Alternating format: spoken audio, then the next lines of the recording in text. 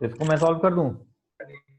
Sir बस sir 10 second 10 second. हाँ बिल्कुल, टेक 20। 15 प्लस ऑपरेटर यूज कर लो, कोई दिक्कत नहीं हाँ, है, हाँ। सिर्फ वैल्यू से मतलब।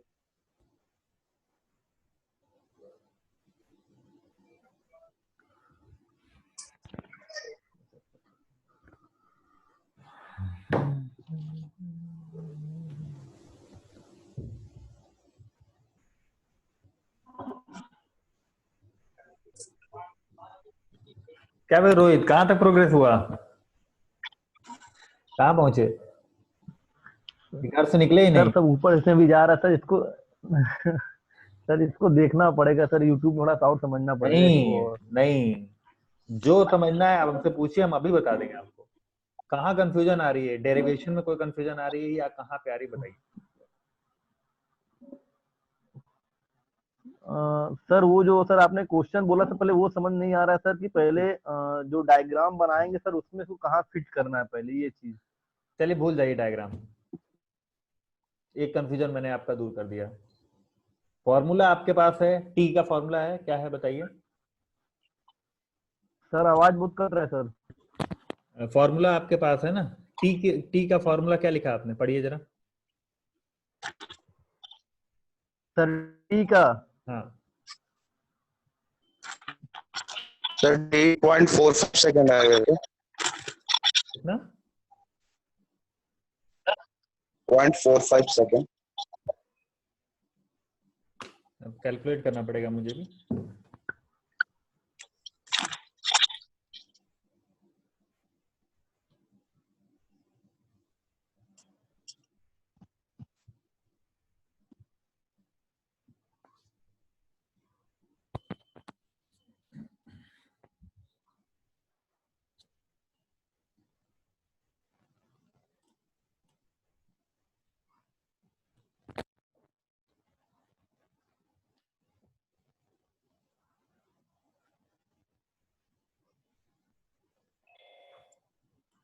थोड़ा सा नेट कनेक्ट करो, आ रही है साइड से। हाँ तो एक हम लोग बात करते हैं टी की, तो टी का आपने फॉर्मूला लिखा है ना, two sine theta one D. Yes sir. तो यहाँ पे टू तो ऐसे ही रहेगा, ये कांस्टेंट वेरिएबल है आपका यू, स्मॉल यू है, स्मॉल यू की वैल्यू कितनी है 5। कुछ मान नहीं रहेगा सर। हाँ जी का मान बताया 10 मीटर पर सेकंड, यानी जी 5 मीटर पर सेकंड मैंने बताया ना आपको। 5 मीटर पर सेकंड से हमने फेंका उसको, तो फेंका हमने यानी उसकी वेलोसिटी है, कौन सी वेलोसिटी? Initial velocity. इसके बाद आपका sine theta, angle of projection दिया है 37 डिग्री, थीटा आपको दिया सर सर सर जी का सर वहाँ कुछ मान नहीं रहेगा सर वहाँ पे। जी का मान मैंने बताया आपको 10 मीटर पर सेकंड स्क्वायर, यानी जी की वैल्यू 10 आप रख लीजिए। Sir point sir 10 sir. हाँ 10 रख लीजिए। सर सर जी के सर 10 बताया सर वैल्यू आप। हाँ 10। अच्छा वैसे एग्जैक्ट वैल्यू 9.8 मीटर पर सेकंड स्क्वायर होती है, लेकिन आइडियल कंडीशंस में हम उसको 10 रख लेते हैं, इक्वेशंस को ज्यादा बढ़ाने यस सर बिल्कुल। ना बढ़ाना हो उसके लिए।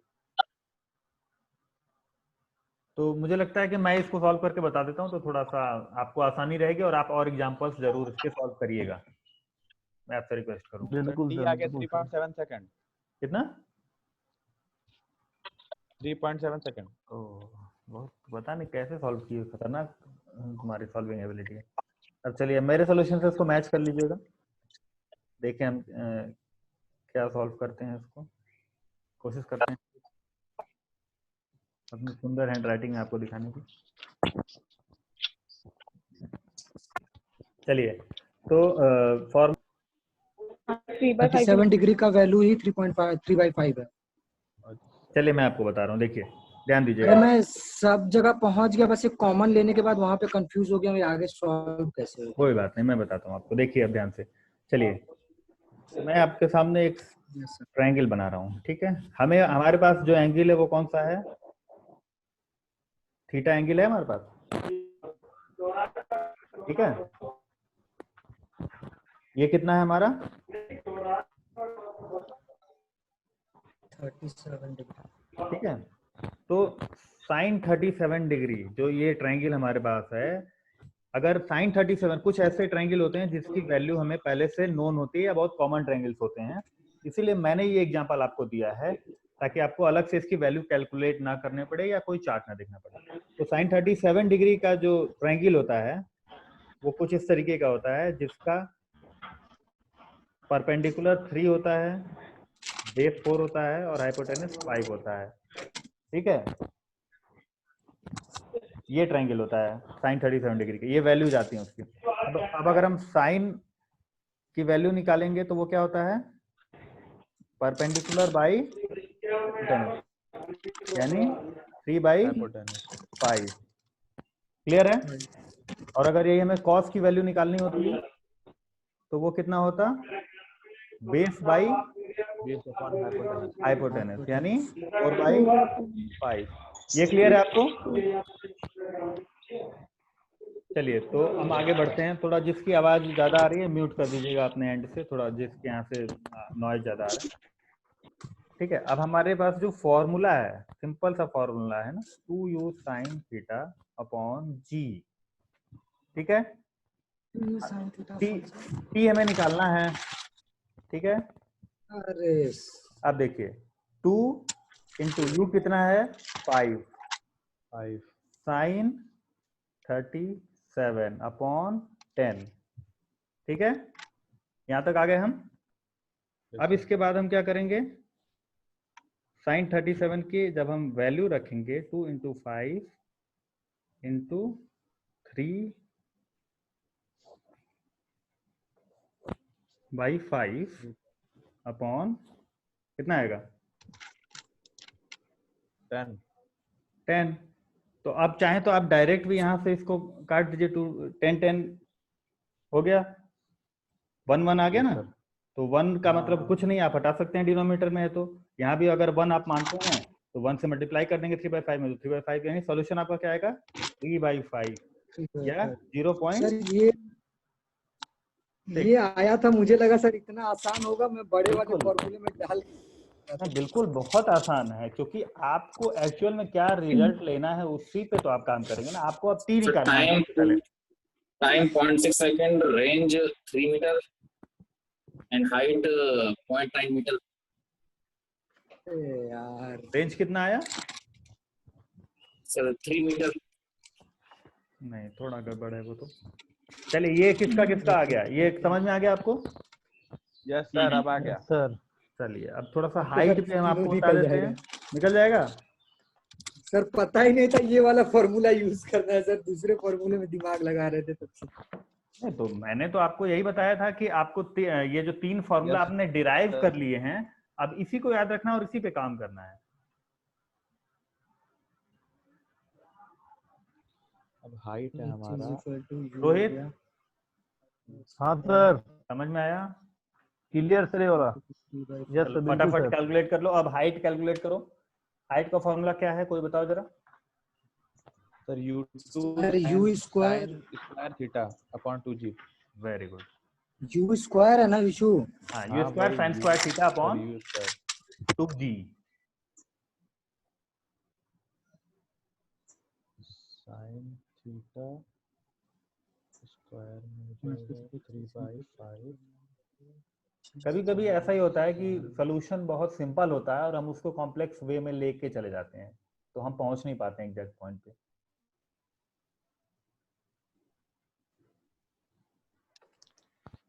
इसलिए क्वेश्चन को हमेशा एनालाइज कीजिए कि क्वेश्चन किस कॉन्सेप्ट बेस है, उसका आंसर आप किस तरीके से दे सकते हैं। यही होता है कि हम सर 0.45 होगा हाइट। सर हाइट कितना? 0.45। एक मिनट बता रहा हूँ, मैं भी कैलकुलेट करना पड़ेगा।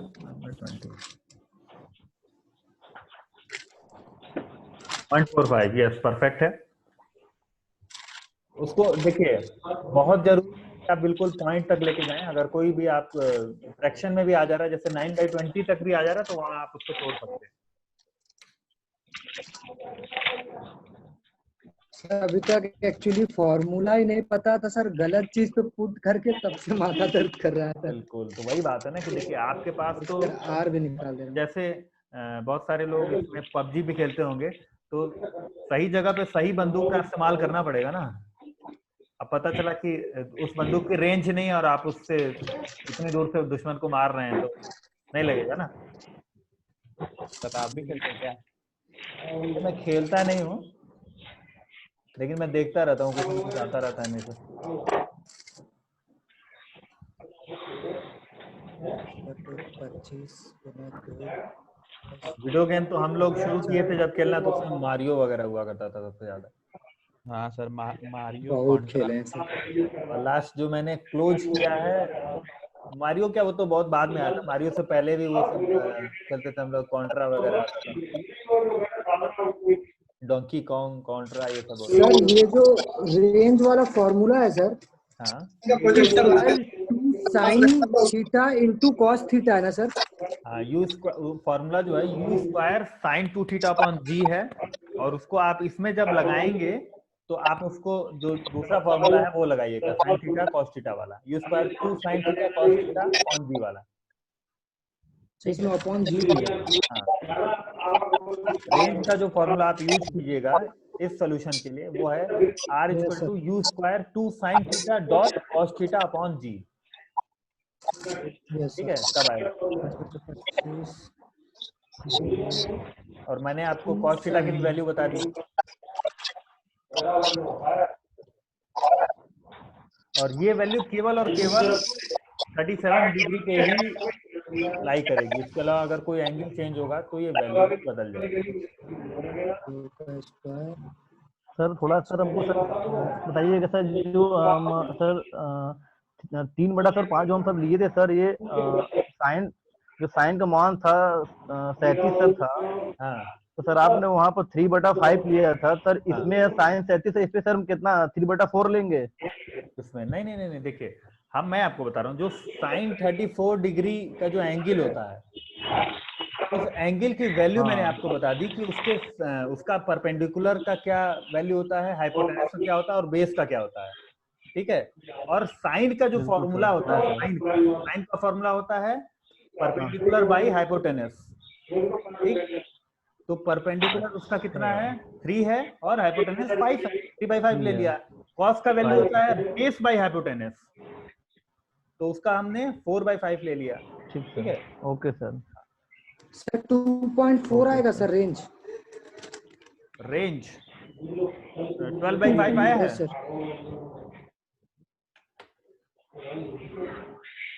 हेलो, आवाज कट रही है। कितना है रेंज सर? 12/5 आया है क्या? 2.4 आया ना? हाँ सर 12/5 2.4। हाँ सही है परफेक्ट। चलिए, आनंद ने तो सबसे पहले कैलकुलेट कर लिया। का हो गया तुम्हारा सर? रोहित, कोई कंफ्यूजन है अभी भी तो बताओ मुझे। हाँ, वेरी गुड।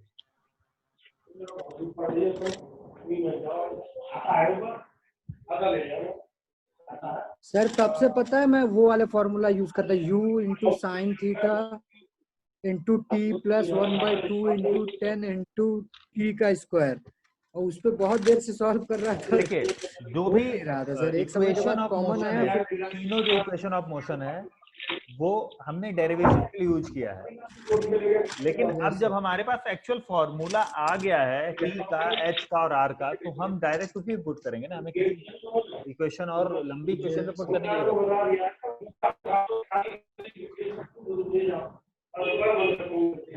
किसी का माइंड से बहुत है।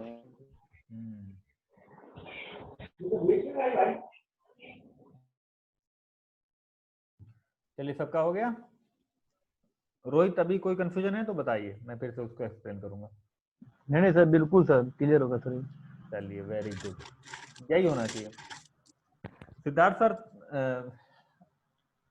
मुझे लगता है आप थोड़ा बिजी हैं क्या? नहीं, मैं दाल मखनी बना रहा हूँ यार, मेरे कुछ होम कमिटमेंट भी रहते हैं घर के, but I am listening very carefully. You carry on, I am listening. हो गया सर हम लोग का। आल्सो लर्निंग है। अरे हम लोग का पार्ट कंप्लीट हो गया। आप थोड़ा सा इनको टाइप्स ऑफ प्रोजेक्टाइल या मोशन या इम्प्लीकेशन बता दीजिए। 3 सिचुएशंस ऑफ प्रोजेक्टाइल्स एक्चुअली। ठीक है विश्वजीत, अब उसको छोड़ दो, बाद में सॉल्व कर लेना, और 3 और एग्जांपल सॉल्व करके क्वेश्चन आप भेज दीजिएगा ग्रुप में, मैं रिएक्ट करूंगा। पहले इनसे ये पूछो कि इनके अंदर बचा है मसाला खड़े रहने का, क्योंकि काफी निचोड़ लिया है इसने आज। हाँ ये बता सकते I हैं। believe strongly कि recovery is more important than training. बिल्कुल। सर आज का हार्ड डिस्क फुल हो चुका है सर। हो गया। बता रहा हूँ, फिर रैम काम नहीं करेगा, फिर प्रोसेसर पे इफेक्ट आएगा सर। अरे इन सबका सेकंड विंड आ चुका है ऑलरेडी। सर मेरा तो चौथा चल रहा है। अब ये प्रोलॉन्ग टाइम तक एक्टिविटी को कर सकते हैं, लेकिन मुझे recovery is more important then training sometimes. हाँ ठीक है ठीक है ठीक है। बट जो बचा है ना, लेट द डिस्कशन ऑन। हाँ इसी प्रोजेक्टाइल पे जो आज अश्विनी ने बताया ना, मैं उसमें ऐड ऑन करना चाहता हूँ कुछ चीजें। फॉर एग्जांपल कि जो कैपिटल टी का फॉर्मूला है, u sin theta upon g, okay, यानी टाइम ऑफ फ्लाइट को कौन सबसे ज्यादा अगर टाइम ऑफ फ्लाइट करना है, टाइम ऑफ फ्लाइट को सबसे ज्यादा चीजें कौन सी, अगर इस फॉर्मूला में जाओगे तो का u यानी आपकी initial velocity, theta that is the angle of action, sin theta vertical component. अब जो स्पोर्ट्स ओरिएंटेड है ना, जिसमें टाइम ऑफ फ्लाइट बहुत मायने रखती है, फॉर एग्जांपल डाइवर है, उसको जितना टाइम एयर में मिलेगा वो उतने तरह के वेरिएशन या उतने लेवल। अब यहाँ पे ये समझ में आता है कि इसके हाथ में दो चीजें हैं यहाँ टाइम ऑफ फ्लाइट को कंट्रोल करने के लिए। एक तो वो इनिशियल वेलोसिटी कितनी पुट कर रहा है उसमें, और किस एंगल पे जंप करता है, बाकी चीजें आप ध्यान नहीं देते। इसमें एक चीज और आती है, मैंने बोला था कि प्रोजेक्टाइल में तीन चीजें बहुत मायने रखती हैं, angle of release, the initial velocity, and third one is the relative height of release. इसके बारे में मैंने आपको रिलेटिव हाइट के बारे में भी आपको बताया था कि किस हाइट से रिलीज किया जाता है। वो हाइट कैसे नापी जाती है, जो भी लैंडिंग जिस सरफेस पे हो रही है उस सरफेस से वर्टिकल उसकी हाइट देखी जाती है, रिलेटिव हाइट ऑफ रिलीज। तो यहाँ जब भी आप समझिए टाइम ओरिएंटेड है, यहाँ पे टाइम ऑफ फ्लाइट बहुत इंपॉर्टेंट है, वहां पर रिलेटिव हाइट उतनी इंपॉर्टेंट नहीं रह जाती, इनिशियल वेलोसिटी और एंगल ऑफ प्रोजेक्शन सबसे ज्यादा इंपॉर्टेंट रहता है as per this formula. Actually range वाले फॉर्मूले पे जाओगे तो आप उसके वेरिएबल देख को समझ जाओगे कि रेंज वाले फॉर्मूले में एच की भी वैल्यू है एक्चुअली। तो ये समझने की जरूरत है, और गेम वाइज भी ये चीजें डिपेंड करती है। फॉर एग्जांपल अगर पहली वाली सिचुएशन प्रोजेक्टाइल की आते हैं जिसमें सेम लैंडिंग है और सेम आपका पे आप प्रोजेक्ट कर रहे हैं, दोनों सेम है, तो इन चीजों में मैंने आपको कुछ चीजें बताई थी कि ऑप्टिमम एंगल 45 डिग्री है अगर कांस्टेंट वेलोसिटी से कोई चीज ट्रेवल कर रही है। उसके बाद बताया था जितनी वेलोसिटी से कोई चीज फेंकी जाएगी, अगर ऑप्टिमम एंगल के आसपास है तो मैक्सिमम रेंज उसका होगा। अगर वर्टिकल ज्यादा फेंकी जाएगी तो हाइट ऑफ रिलीज ज्यादा हो सकती है, मतलब मैक्सिमम हाइट ज्यादा हो सकती है, रेंज कम होती है। ये आपको कल चीजें बता रहा था, तो इन चीजों का इंप्लीमेंटेशन इन हम अपने मन से नहीं कह रहे हैं, ये फॉर्मूले जो तीनों हैं यही असिस्ट करते हैं तीनों सिचुएशंस को। जैसे अगर आप लास्ट सिचुएशन में जाए, पोल वॉल्टर के लिए देखें, पोल वॉल्टर के लिए परफॉर्मेंस कितना चेंज हो जाता है। पोल वॉल्टर के लिए मैक्सिमम वर्टिकल हाइट कर सकता है, वो इंपॉर्टेंट है। अब मैक्सिमम वर्टिकल हाइट अचीव करने के लिए दो ही चीजें यहाँ पे उसके हाथ में है एक्चुअली, वो किस एंगल पे अपने आप को प्रोजेक्ट कर रहा है और कितने फोर्स से प्रोजेक्ट कर रहा है। अब जितना लंबा एथलीट है, जैसे सरगई बुक्का है, तो उसका ऑप्टिमम एंगल 45 डिग्री से कम होता था, बार को 45 डिग्री से नीचे लगाने की कोशिश करता। ये बहुत सी चीजें काम कर रही होती है साथ में। बेसिकली प्रोजेक्टाइल में तीन सिचुएशंस जो मैंने बताई आपको, ये तीन सिचुएशन पे तीन अलग अलग तरीके इंप्लीमेंटेशन है। फॉर एग्जांपल अगर सिचुएशन नंबर 2 है, आपका प्रोजेक्शन की जो हाइट है उससे ऊपर है आपका लैंडिंग, फॉर एग्जांपल बास्केटबॉल, तो उसमें एक बेसिक रूल कहता है कि जितना आप एंगल को 90 डिग्री के पास ले जाएंगे उतना आपका एंट्री का चांसेस ज्यादा रहेगा, क्योंकि मार्जिन ऑफ एरर बढ़ जाएगा। गलतियों को आप करते हुए भी कन्वर्ट कर सकते हैं। इसीलिए बास्केटबॉल में जब शूट सिखाया जाता है तो हम बेसिक चीज बताते हैं कि हाइट ऑफ शूट बढ़ाओ, बहुत फ्लैट मार रहे हो, थोड़ा उसको और हाइट दो। Angle of entry is 90 degree, that increases the margin of error. इसीलिए बास्केटबॉल में लंबे लोगों के लिए ज्यादा एडवांटेज है, क्योंकि लंबे लोगों का रिलेटिव हाइट ज्यादा होने की वजह से उनका मार्जिन ऑफ एरर बढ़ जाता है. These are the things which are मैं बहुत ज्यादा अभी नहीं बता रहा हूँ, क्योंकि मुझे पता है कि आप फ्लश आउट हो रहे हैं, ऑलरेडी फ्लडेड है. कल हम इस तीनों के इम्प्लीमेंटेशन पे बात करेंगे और तीनों सिचुएशंस को डिस्कस करेंगे. मैथमेटिकली अश्विनी तुमने बड़ा सही डिस्कस किया, एक्चुअली मैं भी उतना अच्छा नहीं डिस्कस कर पाता जितना तुमने अच्छा डिस्कस किया शायद. अगर लेकिन इसका फायदा तभी होगा जब इसको ये रिपीटेडली डिराइव करेंगे, बिल्कुल जल्दी उसको समझने की कोशिश करेंगे. अगर रेंज की बात हो रही तो जो कंपोनेंट्स उस फॉर्मूले में है वो आपकी रेंज को एक्चुअली डिसाइड कर रहे हैं. They are the deciding factors of range. That to be understand is very important. That understanding is very important actually. अगर आप h की बात कर रहे हैं तो h कौन सी चीजें डिराइव कर रहा है, उस फॉर्मूले से ही आपको पता लग रहा है h किस पे डिपेंड कर रहा है, एक्चुअली किस पे डिपेंड कर रहा है. आप जितना ज्यादा वर्टिकली डायरेक्शन में फोर्स लगाएंगे उतना ज्यादा आपको h मिलेगा.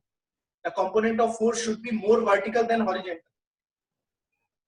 That is the important thing of these formula actually.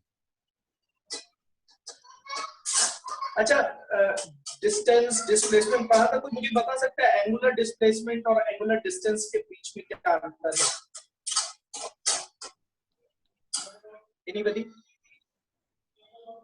हम एंगुलर मोशन पे धीरे से मूव करते हैं. What is this difference between angular displacement?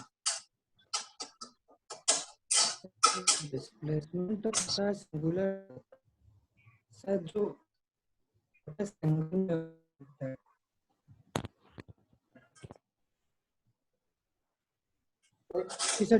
Displacement यही बताइए सर, दो पॉइंट के बीच में या फिर कोई भी जो मूवमेंट हुआ है उसके इनिशियल और फाइनल पॉइंट के बीच का जो सबसे शॉर्टेस्ट डिस्टेंस है, दैट इज डिस्प्लेसमेंट. और सर जो एंगुलर डिस्प्लेसमेंट है सर, अगर कोई भी डिस्प्लेसमेंट हो रहा है तो उस पे कोई ना कोई एंगल बनेगा ही सर. जरूरी नहीं कि एंगल बने. यहाँ पे बात हो रही है अगर एंगुलर मोशन की बात कर रहे हैं तो यहाँ पे एक सिंपल चीज है कि मोशन जो है वो एंगुलर है, किसी सर्कुलर पाथ में होने वाला एक्चुअली किसी एक्सिस के चारों ओर हो रहा है. तो यहाँ पे ये देखा जाता है कि अगर कोई ऑब्जेक्ट अपने इनिशियल एंगल से मूव कर रहा है और फाइनल एंगल तक जाने में जो टोटल सम ऑफ एंगल अलग अलग जितने भी एंगल उसने लिए उनको सम करोगे तो दैट इज डिस्टेंस. मैं अभी इसको कैसे एग्जांपल से बहुत क्लियरली बताता हूँ. और डिस्प्लेसमेंट क्या है कि जो तुमने बोला दैट इज कि इनिशियल एंगल और फाइनल एंगल के बीच का मिनिमम डिस्टेंस. अब एक चीज समझना कि अगर 180 डिग्री तक डिस्टेंस और डिस्प्लेसमेंट दोनों सेम रहता है, 180 डिग्री ऑब्जेक्ट अगर मूव कर रहा है अप टू 180 डिग्री डिस्टेंस और डिस्प्लेसमेंट सेम रहेगा. लेकिन जैसे आप 190 डिग्री पे जाते हैं तो डिस्प्लेसमेंट विल बी चेंज्ड, क्योंकि we are talking about the shortest angle. Past 190 degree वो जैसे क्या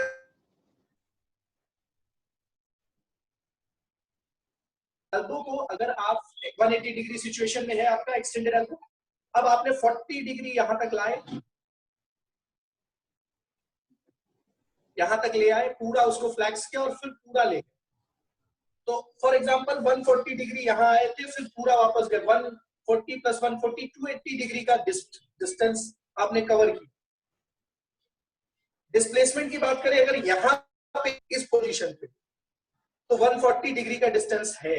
लेकिन अगर पूरा मोशन की बात करें, ये पूरा एक मोशन करके बोले इसमें डिस्टेंस और डिस्प्लेसमेंट कर्ल का पूरा डिस्टेंस और डिस्प्लेसमेंट बताओ तो distance will be 280 degree but displacement will B 0, क्योंकि इनिशियल से फाइनल पोजीशन में फिर वो जाके उसी पोजीशन में रुकता है ऑब्जेक्ट.